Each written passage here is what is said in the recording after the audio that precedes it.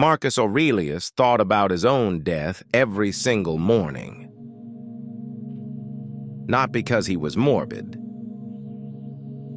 because it made him the most powerful man in the world and the most present. The Romans called this Memento Mori. Remember that you will die. And the neuroscience now confirms what they discovered 2,000 years ago. The people who think about death the most are the least afraid of it. Here is the mechanism, and here is how to use it. Modern culture has a unique relationship with death. We do not talk about it. We do not think about it.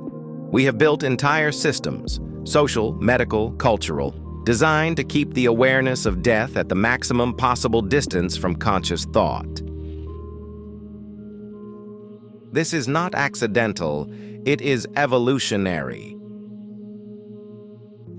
In 1986, social psychologist Jeff Greenberg and his colleagues at the University of Arizona published what became known as terror management theory, one of the most replicated findings in all of social psychology.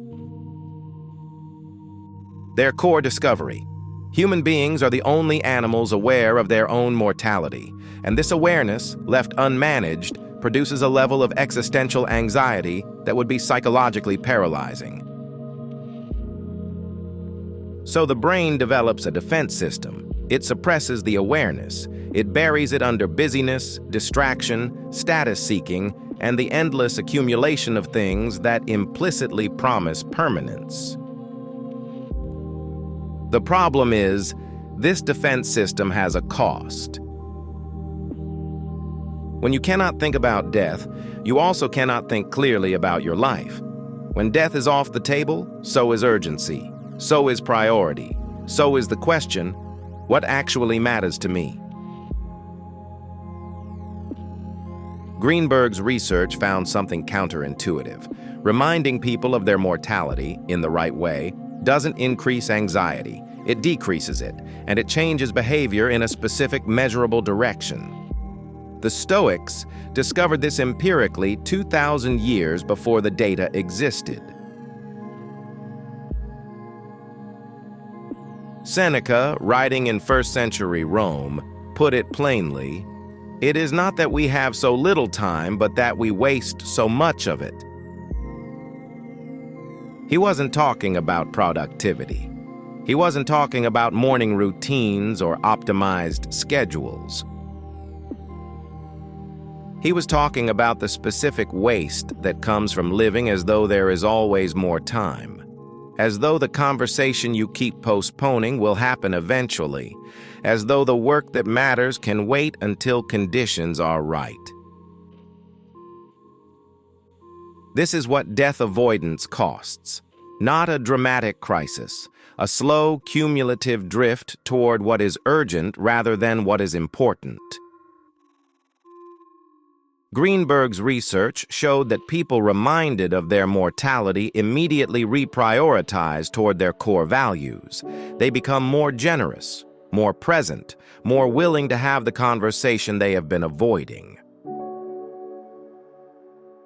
The irony is precise. Thinking about death makes you more alive to your actual life. Avoiding the thought of death makes you more likely to waste it. But most explanations of Memento Mori stop here, at the abstract level. What no one explains clearly enough is the exact mechanism the Stoics used, why 3 of the greatest Stoics practiced it differently, and what the research says actually works. Memento Mori is not a morbid exercise. It is not about dwelling on death. It is not pessimism or nihilism given a Latin name. The Stoic practice has one precise goal: to use the awareness of finitude to sharpen the experience of the present, not to make you afraid, to make you awake. Marcus Aurelius practiced memento mori through temporal perspective. He would regularly remind himself that everything he was experiencing had been experienced before by people who are now gone. In Meditations, he wrote, "Think of yourself as dead. You have lived your life. Now take what's left and live it properly." Not as a performance of grief, as a correction of drift. Seneca's practice was more urgent. He treated each day as a complete life, a day borrowed to be returned by evening. His letters are full of this posture. Let us prepare our minds as if we had come to the very end of life. Epictetus's version was the most direct. He would hold each person he loved and silently note that they were mortal. Not to diminish the love, to intensify it, to be fully present to what he had by knowing precisely that it would not last. The protocol synthesizes all three. The Memento Mori practice, as it actually functions as a daily tool, has 3 steps. Step 1. The morning acknowledgement. Before anything else, before the phone, before the news, before the obligations of the day, spend 60 seconds with one simple question. If today were my last day, is this how I would spend it? Not to spiral, not to make dramatic changes, simply to check the compass. The Stoics use this not to create crisis, but to create clarity. There is a significant difference between, "I might die today, I am terrified," and "I might die today." What actually matters? The second move is what most people skip, and it is the one with the most psychological evidence behind it. Step 2. The evening accounting. Seneca ends almost every letter to Lucilius with a version of this practice. At the end of the day, ask, "Did I live this day in accordance with what I actually value? Not perfectly, honestly." This is not a guilt practice. It is a recalibration practice. The question is not whether you failed.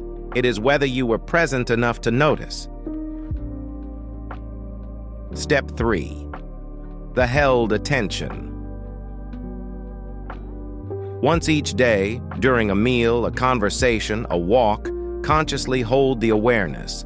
This moment is unrepeatable. This specific version of this experience will never occur again. Not as a performance of gratitude, as a fact. The Stoics called this amor rerum, love of things as they actually are. Terror management theory found something remarkable in its later research. The people who showed the least death anxiety were not the people who thought about death the least. They were the people who had what researchers called death acceptance, not resignation, but a clear-eyed acknowledgement of mortality combined with a strong sense of meaning and purpose. In other words, the Stoics had, through philosophy alone, arrived at exactly the psychological state that decades of clinical research would identify as the antidote to existential fear. Not denial, not distraction, engagement. Memento Mori is not a reminder that life is short. It is a reminder that life is happening now. The Stoics did not practice death contemplation to become comfortable with dying. They practiced it to become unwilling to waste living. Seneca wrote, "Omnia aliena sunt, tempus tantum nostrum est." Everything is alien to us. Time alone is ours. not the time you have saved up somewhere, not the time you are waiting to arrive. This now. What you are doing with your attention in this specific moment. The hourglass does not pause. The Stoic question is not whether the sand is falling.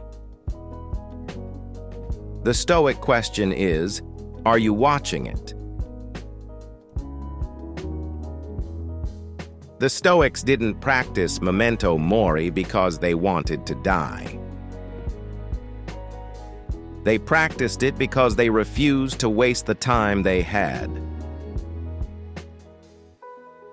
After all, we're all human.